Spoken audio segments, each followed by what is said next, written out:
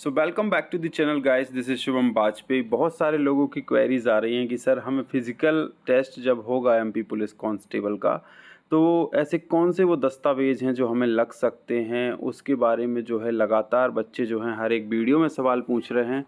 तो इस वीडियो में आज हम डिस्कस करने वाले हैं कि जो लास्ट बार जो हमारी भर्ती आई थी, वो ग्राउंड में जो फिज़िकल के दस्तावेज़ों को लेकर जो बोर्ड लगाया गया था, उसका एक फ़ोटो जो है मेरे पास आ गया है। उस फ़ोटो के माध्यम से मैं बताऊंगा कि क्या कुछ दस्तावेज़ हैं जो पिछली बार लगे थे और यही दस्तावेज़ जो हैं इस बार लग सकते हैं। इसमें कोई नया दस्तावेज़ ऐड अप हो सकता है। जब तक कोई दस्तावेज़ इसमें से हट भी सकता है, जब तक ऑफिशियल डिक्लेरेशन नहीं हो जाता आपके एडमिट कार्ड का, आपके रूल्स एंड रेगुलेशंस का, जो कि ईएसबी की साइट पर जल्द ही जारी होंगे पहले फिज़िकल की डेट से 10-15 दिन पहले, यानी कल परसों तक भी हो सकता है कि जारी हो जाएं। आप ईएसबी की साइट चेक करते रहिएगा। लेकिन उसके पहले पहले हम आपको एक थोड़ा सा ओवरव्यू दे सकते हैं कि पिछली बार जो दस्तावेज लगे थे वो क्या क्या लगे थे। तो पूरी लिस्ट हमारे पास है, लगभग 17-18 प्रकार के दस्तावेज हैं जो लगे हुए थे। वो मैं बारी बारी से डिस्कस करूंगा और एक एक पॉइंट को आपको समझाऊंगा भी। तो ऊपर हेडिंग लिखी हुई है, ये एक्चुअली ऑफिशियल वही दस्तावेज की सूची है, उसी का फ़ोटो है जो पिछली बार जहाँ जहाँ पर जो फिज़िकल हुआ था वहाँ पर ग्राउंड में जो है ये सूची जो है चिपकाई गई थी। ठीक है, बाहरी सूची लगी थी, तो ऐसे दस्तावेज जो हैं प्रतियों में मांगे गए थे। ठीक है, अभी इसको मैं पूरा पढ़ के बताऊंगा, वीडियो में लास्ट तक बने रहिएगा। साथ ही आप हमारे चैनल पर नए हैं तो चैनल को सब्सक्राइब कर लीजिएगा, बेल आइकन को प्रेस कर लीजिएगा ताकि जब भी कोई नया वीडियो अपलोड हो उसका नोटिफिकेशन मिल सके। और एमपी पुलिस कांस्टेबल से जुड़ी या एमपी पुलिस से जुड़ी कोई भी अपडेट, कोई भी आपकी क्वेरीज है तो आप कमेंट में छोड़ सकते हैं। तो चलिए वीडियो को शुरू करते हैं। इसमें लिखा हुआ है, शारीरिक प्रवीणता परीक्षा में सम्मिलित होने वाले उम्मीदवारों हेतु परीक्षा केंद्र में साथ लाए जाने वाले दस्तावेजों की सूची। स्पष्ट हो रहा है जैसा कि हेडिंग से। तो इसमें पहला नंबर दस्तावेज लग रहा है, ऑनलाइन परीक्षा में सफल होने के संबंध में पीईबी की वेबसाइट से डाउनलोड किया हुआ सूचना पत्र। मतलब जो आप क्वालिफाइड फॉर सेकेंड स्टेज, मतलब जो आप फिजिकल के लिए क्वालिफाई हुए हो, तो उसका जो रिज़ल्ट आया था पहला आपका सीबीटी का, उसका जो सूचना पत्र है, उसका जो नोटिस है, उसका प्रिंट आउट आपको उस समय क्या था कि अब जब उस समय आपका जब पुलिस टेस्ट हुआ था तो उस समय इस वेबसाइट का नाम जो था वो पीईबी था, लेकिन अब इस वेबसाइट का नाम हो गया है ईएसबी, एम्प्लॉय सिलेक्शन बोर्ड। तो ये जो है ईएसबी की साइट से जो है अपना क्वालिफाइड फॉर सेकेंड स्टेज या क्वालिफाइड फॉर पीपीटी, वो वाला जो है आप अपना कॉल लेटर जो है, कॉल लेटर नहीं कह सकते उसको, रिज़ल्ट जो है उसको डाउनलोड कर लीजिएगा जिसमें दिखाया गया है कि आप सेकेंड स्टेज के लिए क्वालिफाई हैं।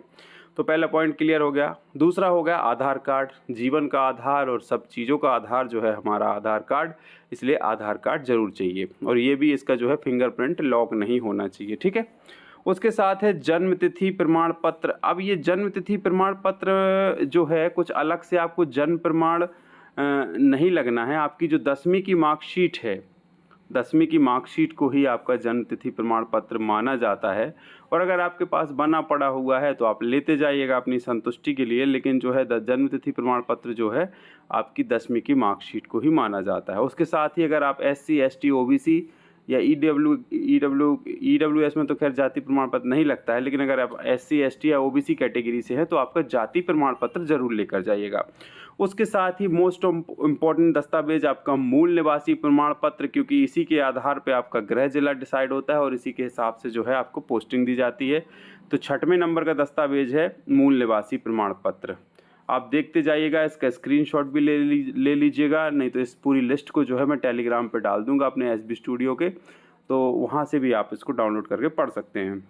7वां दस्तावेज है मध्य प्रदेश रोजगार कार्यालय का जीवित रोजगार पंजीयन प्रमाण पत्र। आपका जो रोजगार पंजीयन है, जो जीवित रोजगार पंजीयन है, जो फॉर्म भरते समय आपने लगाया था वो भी लेके जाइएगा। और अभी का भी अगर आपके पास रोजगार पंजीयन है तो वो भी लेकर जाइएगा। ठीक है, अगर आप स्वयं सेवी हैं, नगर सैनिक मतलब होमगार्ड हैं, और आयु सीमा में छूट के लिए नगर सेना की 3 वर्ष की सेवा काल का प्रमाण पत्र, मतलब जो आयु सीमा में छूट मिलती है, और आपने होमगार्ड से जो फॉर्म फिलअप किया है तो आप इसका सर्टिफिकेट लेके जाइएगा। अगर आप भूतपूर्व सैनिक हैं तो उसके लिए जिला सैनिक कल्याण बोर्ड मध्य प्रदेश का प्रमाण पत्र लेके जाइएगा। अगर आप पूर्व से शासकीय सेवा में हैं, कोई भी शासकीय सेवा में, तो अभ्यर्थियों के लिए उनके नियोक्ता के द्वारा जारी सेवा में होने का तथा अनापत्ति प्रमाण पत्र, अनापत्ति प्रमाण पत्र को अंग्रेजी में कहते हैं नो ऑब्जेक्शन सर्टिफिकेट, जिसे हम एनओसी कहते हैं। जैसे मान के चलो मैं कोई भी विभाग में जो है प्यून हूँ और मैंने वो जॉब छोड़ना है, तो जब मैं जॉब छोड़ूंगा, जब इस्तीफा दूंगा, तो तत्संबंधित विभाग से जो है मैं एक एनओसी प्राप्त कर लूँगा कि मेरा उनके ऊपर कोई ड्यूज़ नहीं है, कोई भी बकाया नहीं है, या कोई मेरा मामला पेंडिंग नहीं है और अब मैं ये विभाग छोड़ रहा हूँ, तो आपको किसी भी प्रकार की आपत्ति भी नहीं होनी चाहिए। तो वो एक एनओसी सर्टिफिकेट बनता है, वो बनवाना पड़ेगा अगर आप पहले से कोई शासकीय सेवा में हैं तो। अगर आपने अंतर जातीय विवाह किया है, मतलब जैसे हम इंटरकास्ट मैरिज कहते हैं, मतलब चला आप ब्राह्मण हैं और आपने एससी की महिला से शादी की है, उदाहरण के तौर पे बता रहा हूँ, तो वो एक इंटरकास्ट मैरिज है, तो उसमें भी लाभ दिया जाता है, उसमें छूट दी जाती है एज में। तो जो रूल बुक में लिखा है इसके बारे में विस्तृत, तो अगर वो है आपके पास तो वो प्रमाण पत्र भी आप लगा सकते हैं। अगर आपको कभी विक्रम पुरस्कार मिला है तो उससे संबंधित प्रमाण पत्र लगा सकते हैं। अगर आप विवाहित अभ्यर्थी, अब बहुत सारे बच्चों के मन में ये डाउट है, मैं 13वें नंबर पॉइंट को डिस्कस कर रहा हूँ, बहुत सारे बच्चों के मन में डाउट है कि सर अगर मैं विवाहित हूँ तो क्या मुझे मैरिज सर्टिफिकेट लगेगा? तो जी नहीं, यहाँ पे कहीं पर भी मैरिज सर्टिफिकेट का जिक्र नहीं है। अगर आप विवाहित हैं और आपके बच्चे हैं और बच्चों का जो जन्म प्रमाण पत्र है वो ज़रूर आप दे देना। तो यहाँ पे लिखा है कि विवाहित अभ्यर्थियों को उनके बच्चों के जन्म का प्रमाण पत्र देना है। मतलब जो आप विवाहित हैं और आपके बच्चे हैं, 2 बच्चे हैं, 2 पे ही सरकारी नौकरी मिलती है, तो जो है उसमें जो है आपको अपने बच्चों के जन्म का जो है प्रमाण पत्र देना है, ठीक है। अगर आप परित्यक्ता महिलाएं हैं, यानी अगर आपके पति ने आपको छोड़ दिया है, तो जो है आप उसमें जो है आपको परित्यक्ता प्रमाण पत्र देना होगा, ठीक है। इसके अलावा विधवा महिलाओं के संबंध में अपनी पति की मृत्यु का प्रमाण पत्र देना होता है। तलाकशुदा महिलाओं के लिए न्यायालय का प्रमाण पत्र होना चाहिए। अनुविभागीय अधिकारी तहसील द्वारा जारी किया गया EWS प्रमाण पत्र उनके लिए जिन्होंने EWS से फॉर्म भरा हुआ है।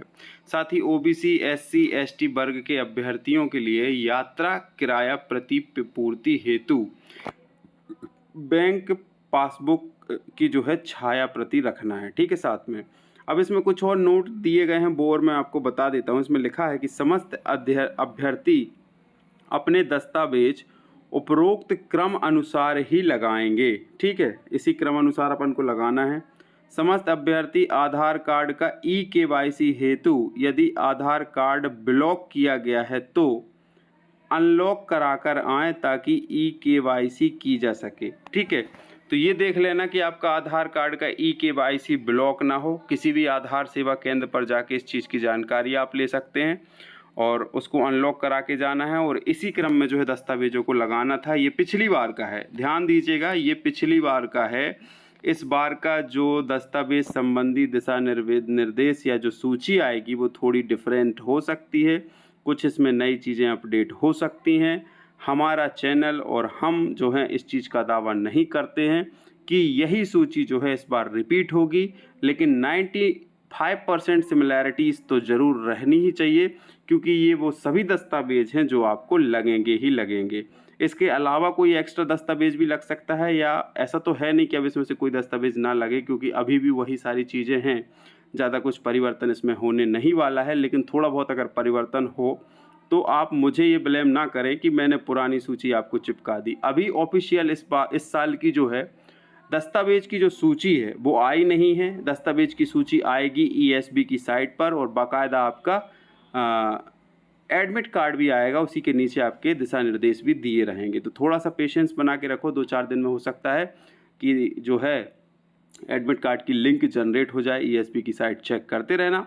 वीडियो अच्छा लगा हो तो लाइक शेयर कमेंट सब्सक्राइब करना मत भूलना। मिलते हैं नए वीडियो में नई इन्फॉर्मेशन के साथ, तब तक के लिए जय हिंद जय भारत।